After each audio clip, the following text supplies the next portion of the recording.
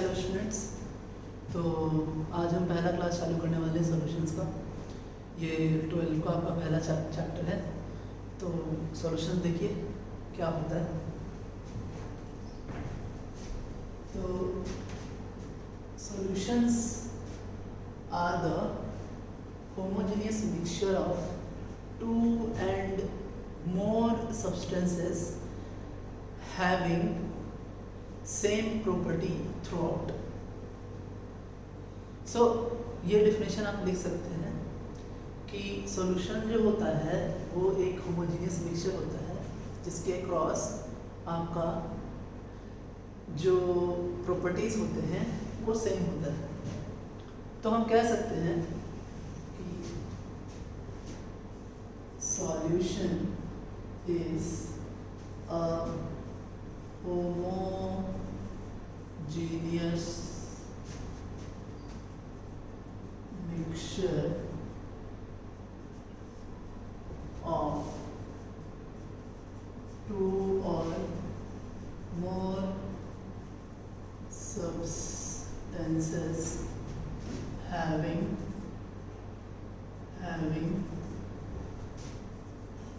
uniform properties throughout.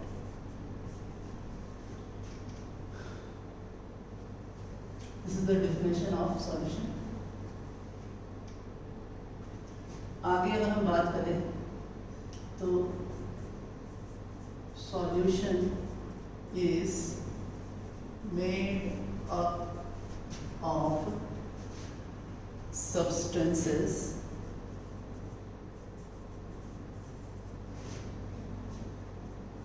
these substances are called components.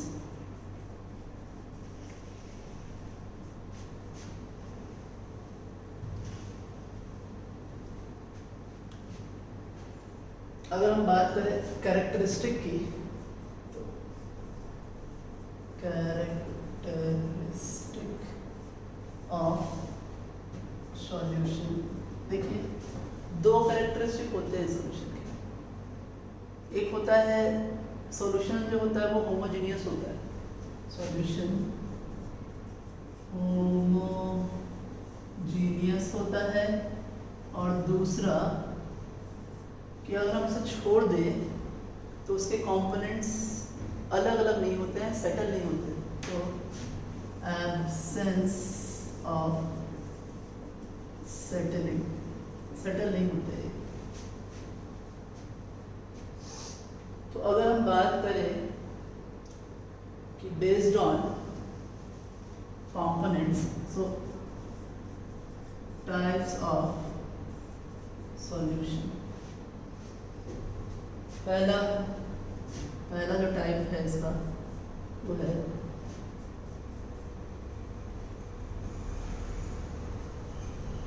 Based on component.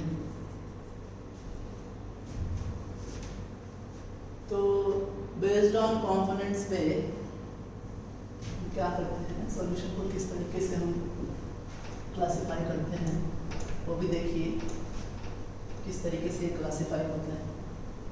So classification of solution based on components. So components and system, दो component को हम बोलते हैं binary system, तीन को बोलते हैं टर्शियरी सिस्टम, चार को बोलते हैं क्वाटरनरी सिस्टम। हमारे जेई के या नीट के सिलेबस में सिर्फ बाइनरी सिस्टम ही पढ़ना है, जिसमें एक आपका सॉल्यूशन होता है और एक आपका सॉल्वेंट होता है।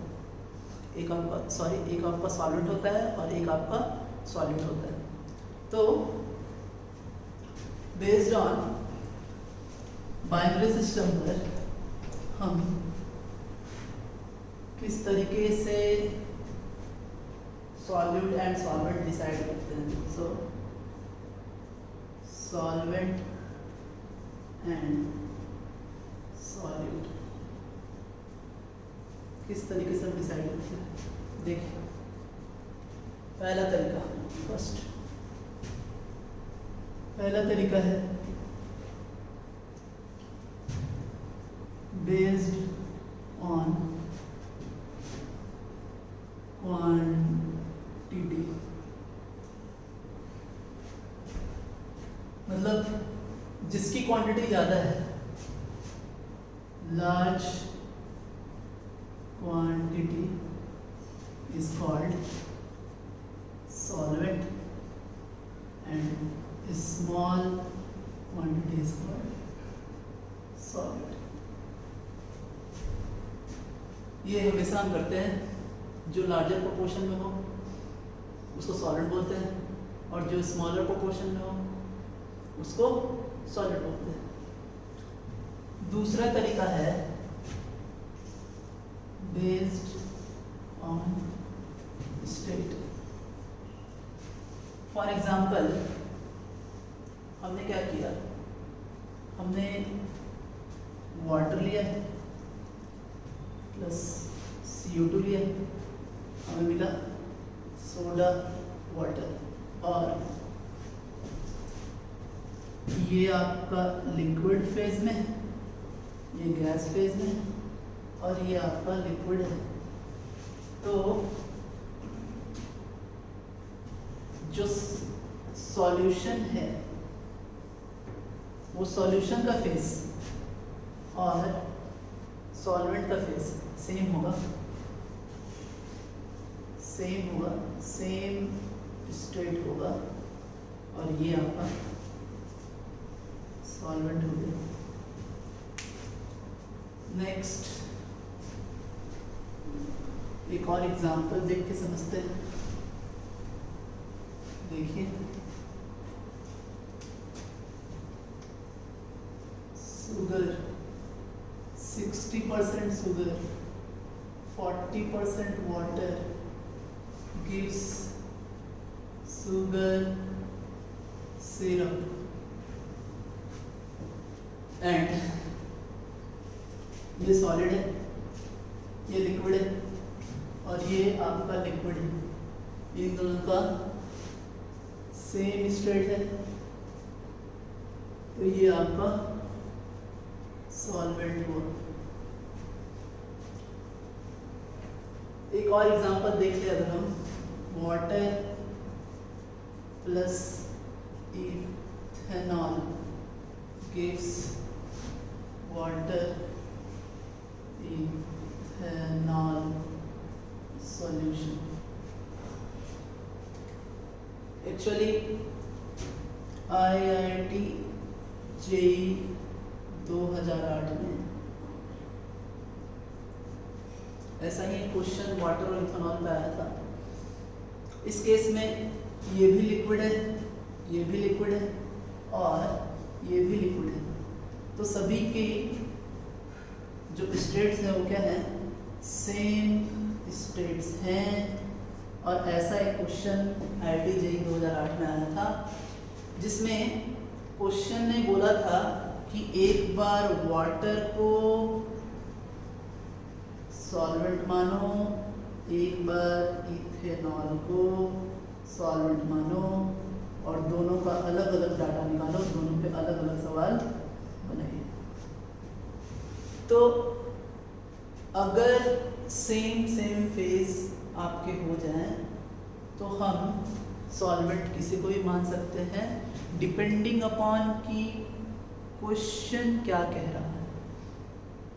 तो ये आपके कुछ तरीके थे कि जिस तरीके से हम सॉल्वेंट और सॉल्यूट को हम डिफरेंशिएट कर सकें। अब आगे हम चलेंगे। देखिए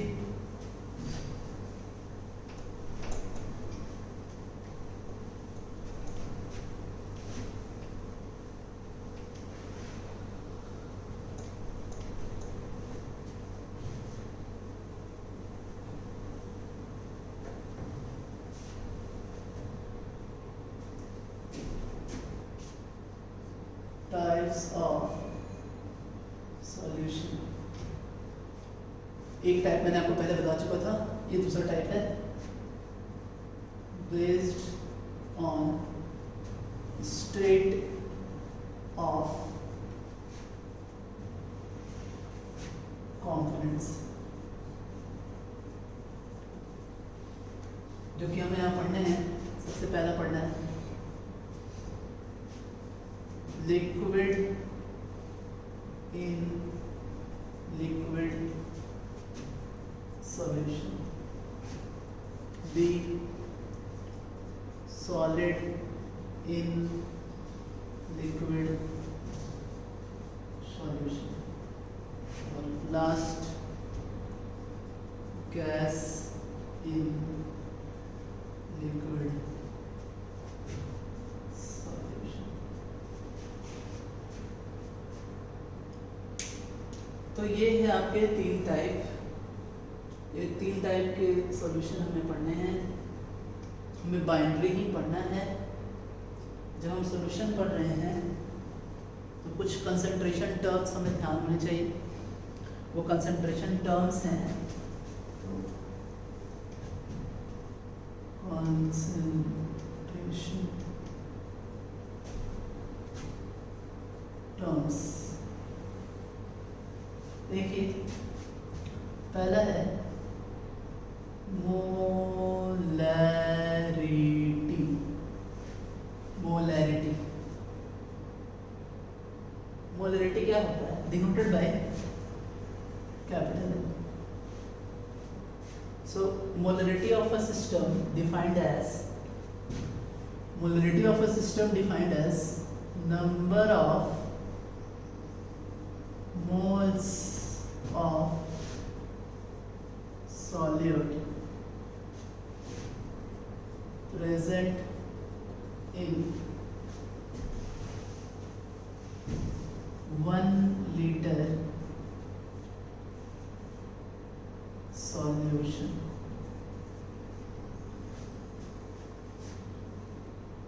हम इसका फॉर्मूला लिख सकते हैं, molarity is equals to number of moles of solute upon volume of solution.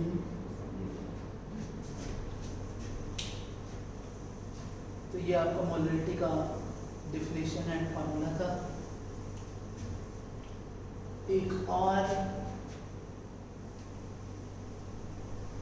Concentration term है जिसे हम बोलते हैं दूसरा molality, denoted by small m. So molality of a system defined as number of moles of a component present in 1 kg of solvent. Formula होगा molarity का number of moles of solute upon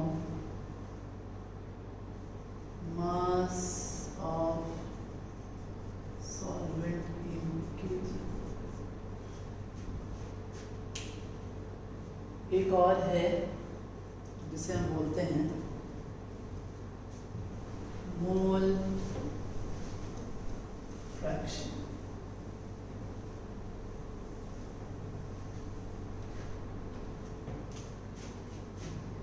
mole fraction divided by x। So मान लीजिए अगर दो component हैं A and B, इसका number of moles Na और Nb है। So XA is defined as Na by Na plus Nb and XB is equals to Nb upon Na plus Nb। ये आपके मोल फ्रैक्शन इस तरीके से define होता है। ये तीन हमें यहाँ इम्पॉर्टेंट है जो हमें यहाँ पढ़ने हैं, इनका यूज़ होगा यहाँ पर।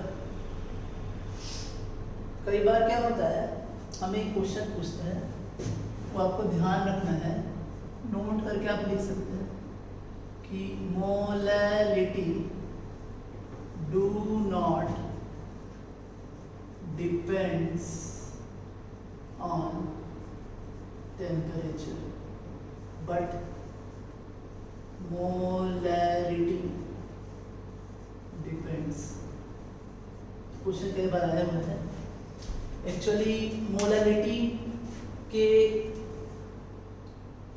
डिनोमिनेटर में मास ऑफ सॉल्वेंट है, जो कि मास टेम्परेचर डिपेंडेंट नहीं होता है, लेकिन मोलैरिटी जो है उसके डिनोमिनेटर में वॉल्यूम है, और वॉल्यूम जो है वो टेम्परेचर कम या ज़्यादा होने पे कॉन्ट्रैक्ट या एक्सपैंड कर सकता है, और इसलिए मोलैरिटी जो है वो टेम्परेचर पर डिपेंड करता है, जबकि मोलैरिटी नहीं करता है। आपको ये ध्यान देना है, कभी कभी मोलैलिटी को मोलर सॉल्यूशन भी बोलेगा, मोलर सॉल्यूशन, और मोलैरिटी को मोलर सॉल्यूशन भी बोल सकता है क्वेश्चन में, तो कोई दिक्कत वाली बात नहीं है। मोलैरिटी मोलर सॉल्यूशन और molality molar solution, MOLAL MOLAR molar. तो वो सवाल हम बनाते हैं, इन पे क्वेश्चन किस तरीके से आते हैं, कैसे होते हैं, तो देखते हैं। देखिए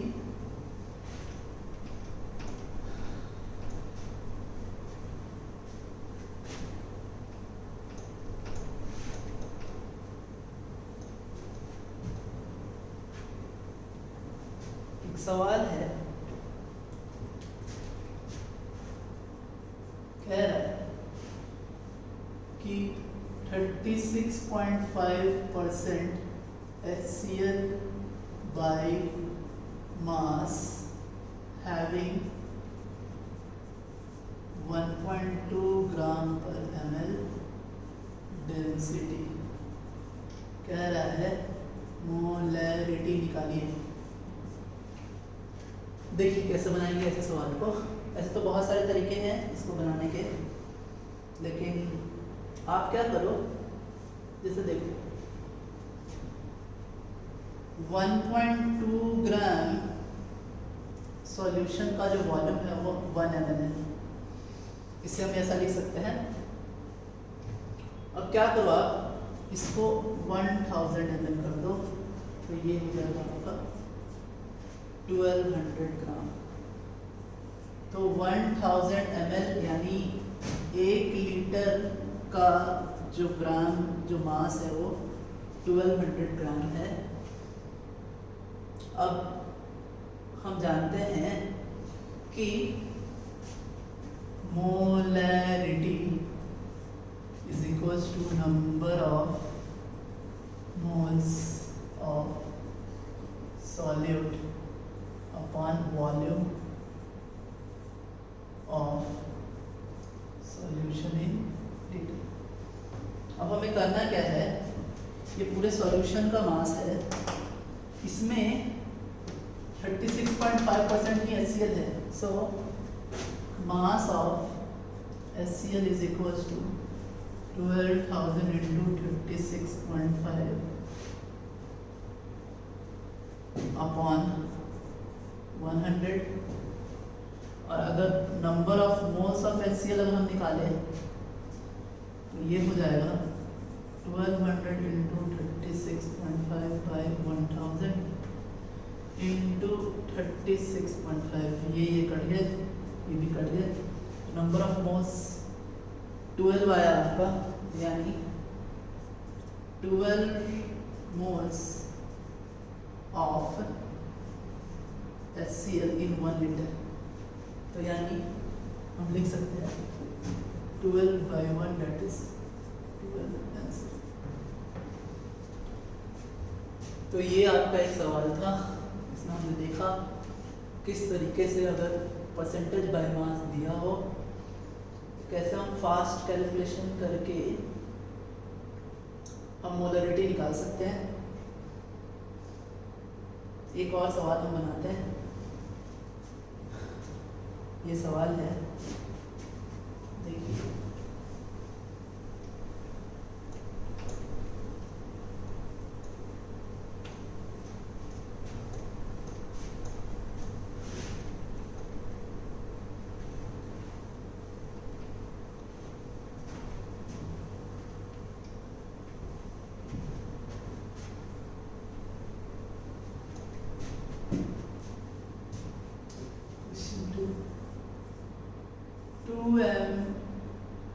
solution of CH3COOH having density of 1.02. So calculate the mole fraction of CH3COOH। यहाँ पे मोल फ्रैक्शन हमें निकालना है। मोलरिटी दिया है, डेंसिटी भी है, सब कुछ है हमारे पास, और हमें निकालना है कि मोल फ्रैक्शन क्या होगा। तो फिर से अगर हम देखें तो हम देखेंगे डेंसिटी है ग्राम पर ml, यानी 1.02 ग्राम इन 1 ml। So 1020 gram in 1000 ml। और अगर हम इसको देखें तो हमें दिखेगा कि हम लिख सकते हैं 1020 ग्राम इन 1 लीटर। अब 1 लीटर सॉल्यूशन कंटेन्स, हम क्या कर सकते हैं, हमें मालूम है कि molarity is equals to number of moles of solute by volume in solution. तो number of moles of solute हम निकाल सकते हैं m/v। वही हम यहाँ करने की कोशिश कर रहे हैं कि 1 लीटर सॉल्यूशन में कितने CH3COOH हैं। सो कंटेन्स 1 × 2 मोल्स ऑफ CH3COOH, यानी टोटल 2 मोल्स। तो mass of CH3COOH is equals to 2 × 60 that is 120। हम जानते हैं मॉलिक्यूलर वेट जो होता है CH3COOH 60 होता है। So mass of water is equals to 1020 minus 120 that is 900 gram. और आगे अगर हम देखें तो ये होगा आपका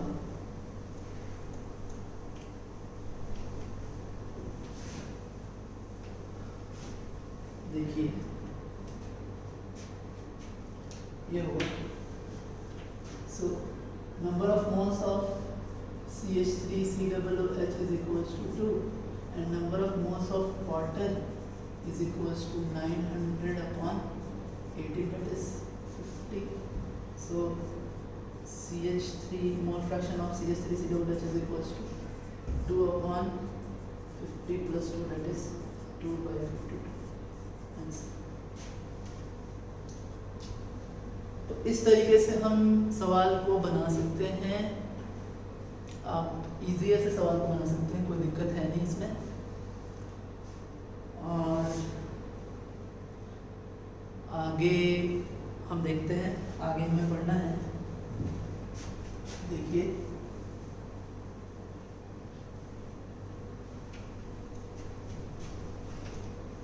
यहाँ पे हमें वेपर प्रेशर पढ़ना है, राउल्ट लॉ पढ़ना है। राउल्ट लॉ पढ़ने के लिए हमें vapour pressure, concept of vapour pressure, evaporation clear होना चाहिए। तो पहले हम जानते हैं कि एक्चुअली इवेपोरेशन और वेपर प्रेशर होता क्या। सो इवेपोरेशन एंड वेपर प्रेशर, पहले इवेपोरेशन समझते हैं, बाद में वेपर प्रेशर समझेंगे हम। देखिए, सो इवेपोरेशन क्या है। जैसे हमने एक बीकर लिया है और इस बीकर में पानी है और ये पानी में दो तरह के आपके वाटर मॉलिक्यूल्स हैं। एक वाटर मॉलिक्यूल जो कि बल्क में, ये वाटर मॉलिक्यूल बल्क में और ये वाटर मॉलिक्यूल सरफेस पे। तो जो वाटर मॉलिक्यूल बल्क में है, तो बल्क में होने की वजह से इस पे चारों तरफ से जो इंटरमॉलिक्यूलर फोर्सेस हैं वो बराबर है। हर एक जगह से इंटरमॉलिक्यूलर फोर्सेस बराबर है, लेकिन यहाँ इंटरमॉलिक्यूलर फोर्स सरफेस में होने की वजह से बराबर है नहीं। और ऐसा होने की वजह से यहाँ पर अनबैलेंस्ड फोर्सेस हैं और इस अनबैलेंस्ड फोर्स के वजह से ये मॉलिक्यूल, अगर कोई एयर आता है तो एयर इस वाटर मॉलिक्यूल को उड़ा के लेकर चला जाएगा और इस प्रोसेस को हम बोलते हैं इवेपोरेशन। कि वो प्रोसेस जिसमें कोई लिक्विड अपने वेपर में चेंज हो जाए, और जब वो अपने वेपर में चेंज हो रहा हो तो जो टेम्परेचर है वो उसके बॉइलिंग पॉइंट से कम होना चाहिए। तो यहाँ हो ये रहा है कि जब ये मॉलिक्यूल अपने लिक्विड फेज से वेपर फेज में आ रहा है तो आते हुए यहाँ पर जो टेम्परेचर है वो टेम्परेचर उसके बॉइलिंग पॉइंट से कम है और इसी को हम इवेपोरेशन बोलते हैं। इवेपोरेशन जो होता है वो दो तीन चीज़ों पे डिपेंड करता है। नंबर 1, वो डिपेंड करता है इंटरमॉलिक्यूलर फोर्सेस पे, और दूसरा डिपेंड करता है एरिया ऑफ सरफेस। अगर कोई ऐसा लिक्विड है जिनके बीच, जैसे अगर हम कंपेयर करें वाटर एंड एसीटोन, तो वाटर के बीच हाइड्रोजन बॉन्डिंग है और यहाँ डाइपोल डाइपोल इंटरेक्शन है।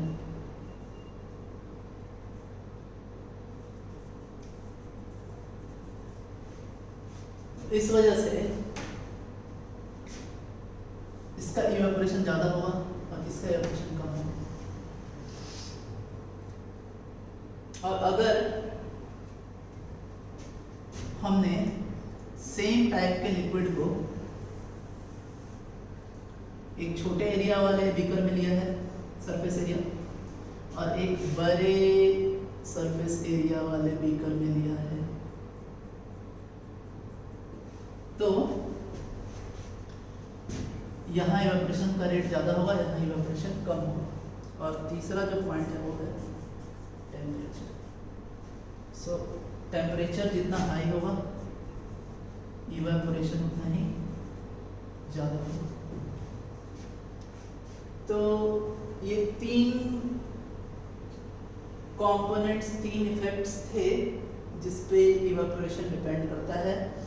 इवेपोरेशन हमें जानना इसलिए ज़रूरी था क्योंकि अगर हम इवेपोरेशन नहीं जाने तो हम वेपर प्रेशर नहीं जान पाएंगे, और इवापोरेशन ही आपका बेस है वेपर प्रेशर का। तो हम देखते हैं वेपर प्रेशर क्या होता है। देखिए वेपर प्रेशर,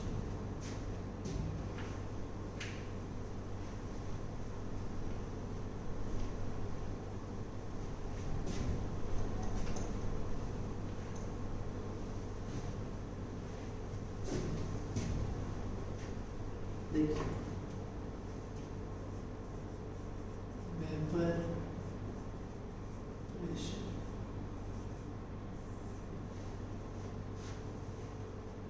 हमने फिर से एक बार एक बीकर लिया है, इस बीकर में पानी है और यहाँ इवेपोरेशन हो रहा है। हमने जाना इवेपोरेशन कैसे होता है। अब हमने क्या किया कि हमने इसको बंद कर दिया, इस बीकर को हमने बंद कर दिया। इवेपोरेशन होगा, इवेपोरेशन होते होते ये जो आपका स्पेस है, इस स्पेस में पहले तो एक वाटर मॉलिक्यूल 2 3 4 5 6 7 8 9 10 ऐसे बढ़ते चले जाएंगे और ये बढ़ते बढ़ते बढ़ते बढ़ते एक समय ऐसा आएगा कि ये पूरा स्पेस भर जाएगा। कहने का मतलब कि इनिशियली ये स्पेस खाली रहा होगा, यहाँ पर कोई भी वाटर मॉलिक्यूल गैसियस फेज में होंगे नहीं, लेकिन फिर धीरे धीरे वाटर मॉलिक्यूल का पॉपुलेशन बढ़ेगा और ये पूरा स्पेस भर जाएगा। उसके बाद जब ये स्पेस पूरा भर जाएगा तो स्पेस भरने के बाद भी वेपोराइजेशन रुकेगा नहीं, और जब यहाँ से जब ये पूरा स्पेस भर गया उस केस में अगर यहाँ से एक वाटर मॉलिक्यूल वेपर फेज में जाता है तो उसी समय एक मॉलिक्यूल जो है गैसियस फेज से वाटर फेज में आ जाएगा और ऐसे जगह पर एक डायनेमिक इक्विलिब्रियम एस्टैब्लिश हो जाएगा। इक्विलिब्रियम एस्टैब्लिश हो जाएगा जहां पर rate of vaporisation is equals to rate of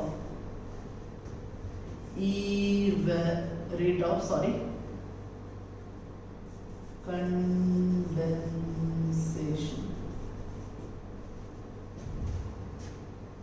और जब ऐसा होगा तो उस समय the pressure exerted by the vapor above the liquid surface is called vapor pressure। तो जिस समय यहाँ एक इक्विलिब्रियम स्टेट आएगा और उस इक्विलिब्रियम स्टेट पे वेपर के वजह से पर यूनिट एरिया पर जितना फोर्स लगेगा उसे हम वेपर प्रेशर बोलते हैं। ये वेपर प्रेशर बहुत ही इंपॉर्टेंट है। इस वेपर प्रेशर के टर्म्स में हम बहुत सारी चीज़ों को जान सकते हैं, समझ सकते हैं। तो पहले तो हम समझें कि वेपर प्रेशर किन किन फैक्टर्स पर डिपेंड करता है। तो number 1 factor is intermolecular forces. पहला फैक्टर, अगर हम बोले कि जो फोर्सेस हैं इंटरमॉलिक्यूलर फोर्सेस अगर वो बहुत हाई हैं तो रेट ऑफ वेपोराइजेशन कम होगा। रेट ऑफ वेपोराइजेशन कम होगा तो वेपर कम बनेंगे और रेट ऑफ कंडेंसेशन हाई होगा, जिससे वेपर कम बनेंगे और वेपर प्रेशर भी कम हो जाएगा। तो if intermolecular forces increases then vapor pressure decreases. दूसरा सरफेस एरिया. कई बार बच्चे इसमें गड़बड़ पड़ जाते हैं. देखिए मैं फिर से यहाँ बताता हूँ आपको. ये एक सरफेस एरिया, इसको हमने बंद करके रखा है. ये एक दूसरा सरफेस है, इसको भी हमने बंद करके रखा है.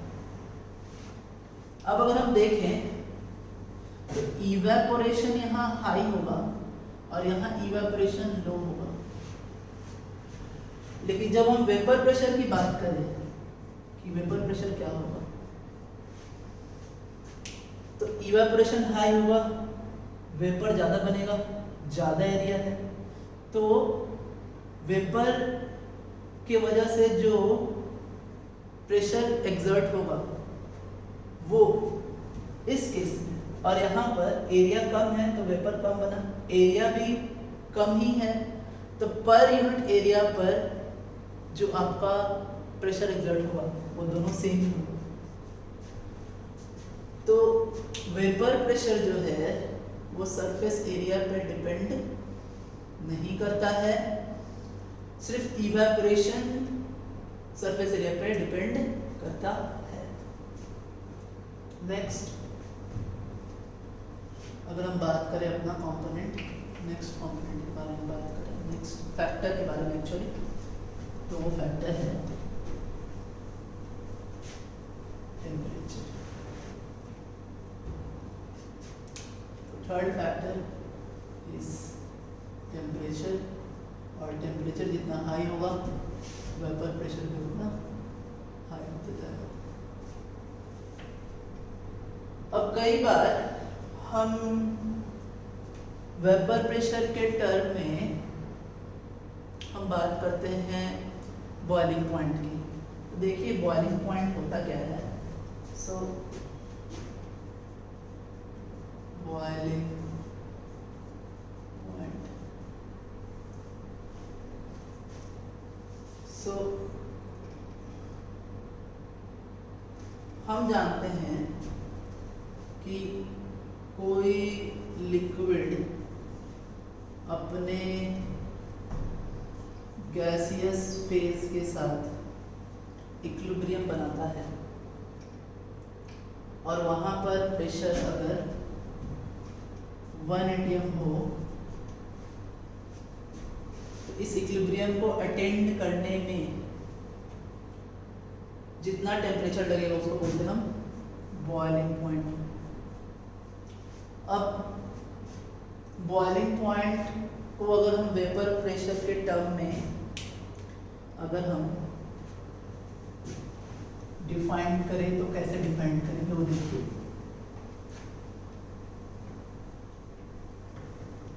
क्या हो रहा है कि जब हम किसी लिक्विड को बॉयल करते हैं, बॉयल ऑफ करने की कोशिश करते हैं, तो जब हम उसको गर्म करेंगे तो गर्म करने पे वेपर प्रेशर बनेगा, टेम्परेचर बढ़ाएंगे, वेपर प्रेशर भी बढ़ेगा, और वेपर प्रेशर तब तक बढ़ेगा जब तक vapour pressure is equals to atmospheric pressure ना हो जाए. So boiling point is the temperature where vapor pressure of the liquid is equals to the atmospheric pressure. इसका एविडेंस हम इस तरीके से ले सकते हैं कि अगर हम बहुत हाई एल्टीट्यूड पे जाएं तो एल्टीट्यूड ऊपर जाएंगे तो एटमॉस्फेरिक प्रेशर कम हो जाएगा और किसी भी लिक्विड का बॉइलिंग पॉइंट भी कम हो जाता है क्योंकि एटमॉस्फेरिक प्रेशर कम है. अब एटमॉस्फेरिक प्रेशर के कम होने की वजह से हमें उतना ही कम टेम्परेचर पर तक जाना होगा, कम एनर्जी देनी होगी, ताकि जो वेपर प्रेशर है उस कम एटमॉस्फेरिक प्रेशर के बराबर हो जाए। और अगर हम नीचे जाते हैं, बहुत ही नीचे अगर जाते हैं, तो जो एटमॉस्फेरिक प्रेशर है वो बढ़ता है, और एटमॉस्फेरिक प्रेशर बढ़ेगा तो बॉइलिंग पॉइंट भी बढ़ जाएगा, क्योंकि उतना ही ज़्यादा टेम्परेचर हमें देना पड़ेगा उस एटमॉस्फेरिक प्रेशर के बराबर करने को। तो ये आपका बॉइलिंग पॉइंट और वेपर प्रेशर में ये आपका एक रिलेशन था। तो हम ऐसा कह सकते हैं कि अगर किसी तरीके से हम वेपर प्रेशर को कंट्रोल कर सके किसी लिक्विड के, तो हम उसके बॉइलिंग पॉइंट को घटा सकते हैं या बढ़ा सकते हैं। और यही रूल है जो राउल्फ ने दिया था कि हम किस तरीके से कैसे किसी वॉलेटाइल सब्सटेंस के बॉइलिंग पॉइंट को हम कम या ज़्यादा कर सकते हैं। तो आज हम इतना ही पढ़ेंगे यहाँ पे। नेक्स्ट क्लास में हम राउल्फ लॉ देखेंगे। फर्स्ट हम लिक्विड सॉल्यूशन के लिए देखेंगे, उस पर कुछ सवाल बनाएंगे। तो आज के लिए इतना ही।